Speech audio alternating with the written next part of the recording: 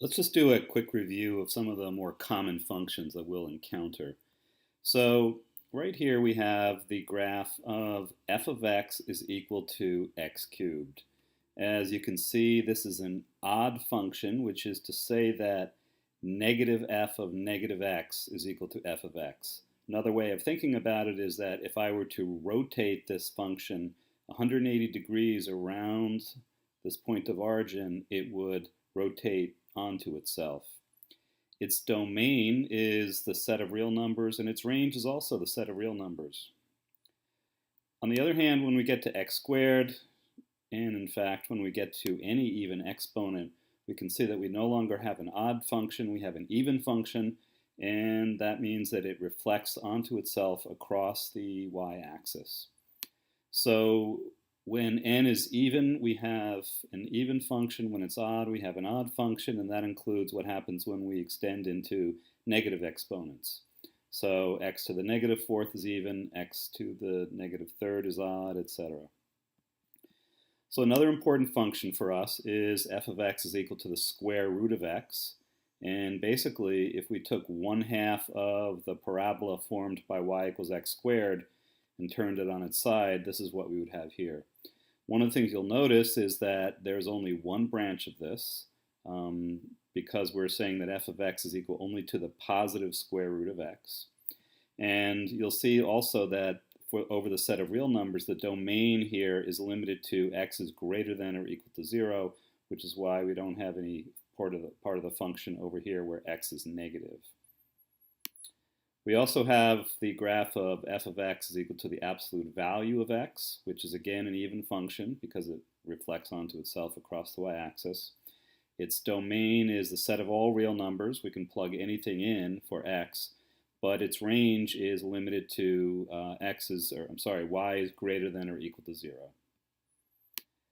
So then we have our exponential functions. F of x is equal to 1.5 to the x. And we can change that base. So this is 2 to the x.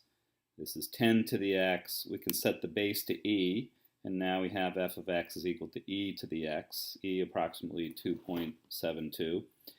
And notice here that all of these, no matter what the base, pass through the point 0, 1, because any base to the 0 power is equal to 1. The domain is all real numbers because we can plug in anything for x. The range, on the other hand, is only the positive values of y because there's nothing we can plug in to give ourselves a negative outcome from this function. As I change from a base of a number greater than 1 to a number less than 1, you can see that the function which was increasing constantly is now decreasing constantly. And we can also see that when we go into having a base that's negative, this function is no longer defined. Another important function are the log functions, where we again can change the base, and that will change the look of our function. And here we have that the domain is limited to positive values of x. So we can only plug in positive values for x here. The range, on the other hand, is a set of all real numbers. And again, as we move this, we can see that the shape changes once we go from 1 to a number between 0 and 1. And when we go into the negative numbers, the function is no longer defined.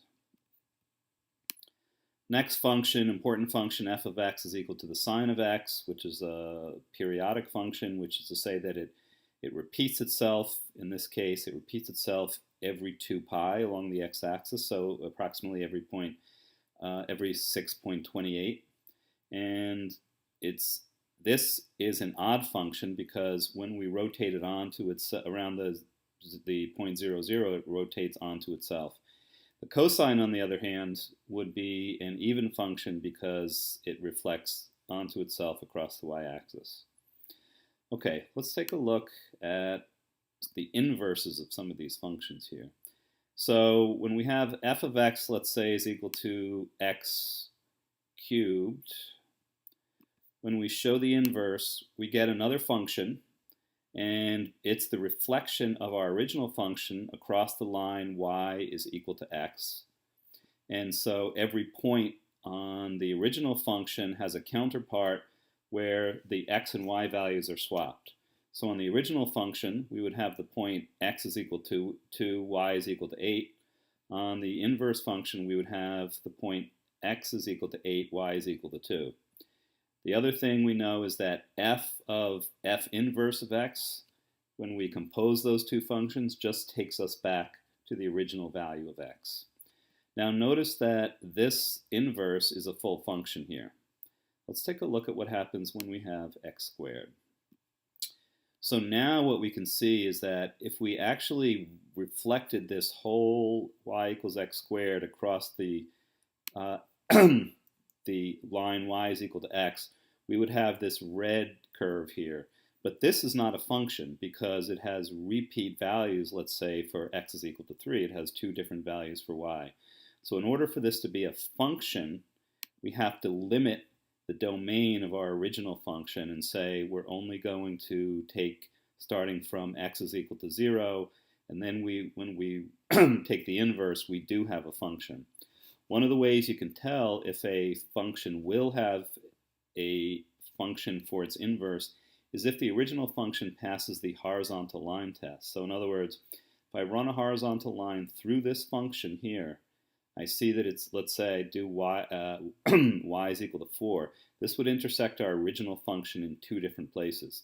What that means is that when we reflect it across the line y is equal to x, our reflection will fail the vertical line test because it will have two different values for x is equal to 4, which means it's not a function.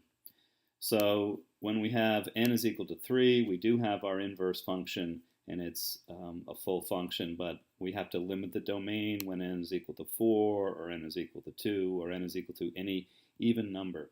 So in other words, even functions are not going to have functions for their inverses. Okay, let's take a look at f of x is equal to the square root of x. Here we have a function.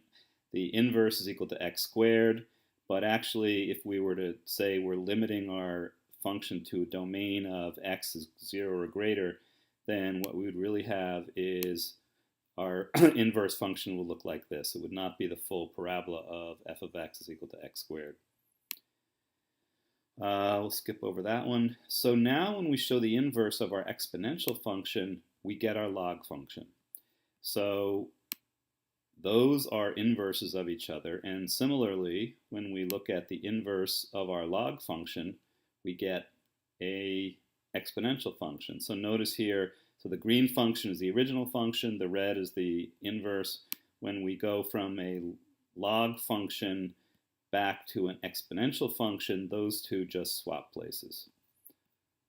So if we set these two to have the same number, then as we move back and forth between these two, our functions don't move at all, they just merely swap roles. So again, here is our log function, here is its inverse, the exponential function, and we'll talk a lot more about logs and that property. Okay, when we get to our sine, we can see that because this is a periodic function, in order to have an inverse that's a function, if we look at the relation, we get this red curve here that is clearly not a function because it has multiple values of y for pretty much every single value of x. On the other hand, if we can limit it so that the domain goes just like this, we will get a function here, and it's called the arc sine of x. And it basically just runs, as you can see, from, we'll talk more about this when we talk more about trig functions.